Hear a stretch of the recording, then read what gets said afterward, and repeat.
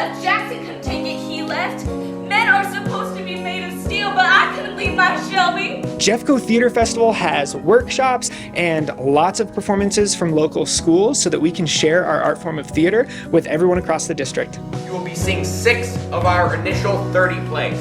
The Jeffco Theatre Festival is an annual opportunity for Jeffco theater students to showcase their talents, not just with the community, but to perform for and learn from their peers. This event is really beneficial in bringing the community as a whole together and letting people amongst different schools build connections and bridges. Edit it? What? Edit it? What? You said edit it. I never said edit. You said it. The best part has really been connecting with other schools because I don't really go out and see everybody else's plays and stuff, so it's really interesting being able to see like little snippets of it. For this, I'm going to need 2 members from the audience. Oh, we got 1. The community, I have friends that I made freshman year that were seniors who are now almost out of college, and I still talk to them often, and so it's just nice to have that huge connection, just awesome friends. The Jeffco Theatre Festival also gives students the opportunity to learn from industry professionals through a variety of workshops, including musical theater and dance,